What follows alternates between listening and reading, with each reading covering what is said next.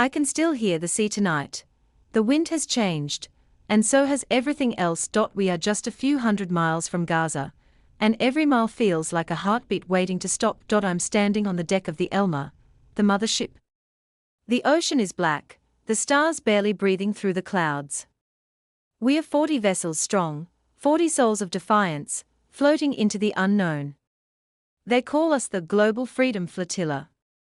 But really, we are just ordinary people, carrying food, medicine, baby formula, and a promise the world failed to keep. No one on this ship signed up to be heroes. We are journalists, teachers, musicians, parents. We are here because silence became unbearable, because the world is watching a genocide live, and still doing nothing.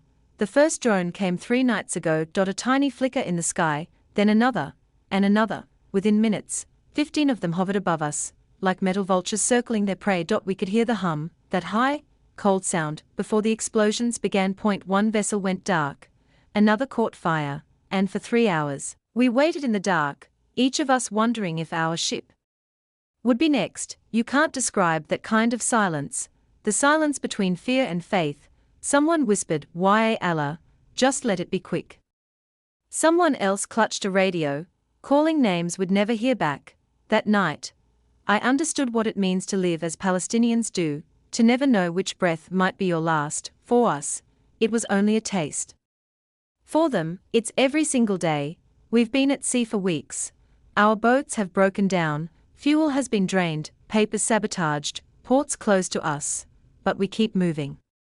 Because what waits behind the blockade is worse than anything the sea can throw at us. Israel calls us terrorists. We carry rice and baby milk. They call us a threat. We carry hope and prosthetics for children who've lost their limbs. They say they'll protect us, the same way they protect the people they bomb. Now the Navy is waiting somewhere beyond the horizon. We've heard the warnings. If you resist, you'll be detained. If you don't, you'll be sunk. So we sail anyway.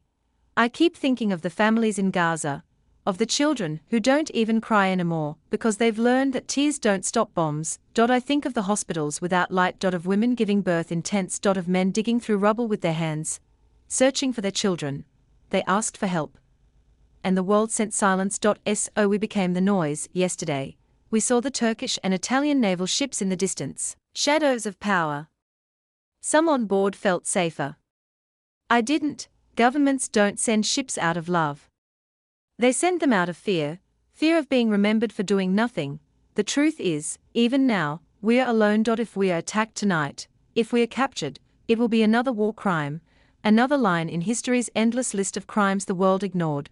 But fear doesn't rule me anymore. When you see what indifference costs, when you hear a mother's voice break over a radio as she whispers, "They took my child," you stop fearing death.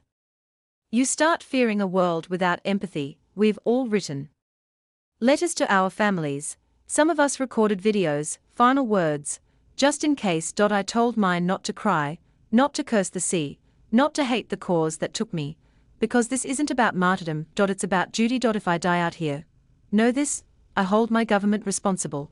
Every bomb they fund, every lie they repeat, every silence they hide behind. They could stop this genocide with one call, but they send more bombs instead.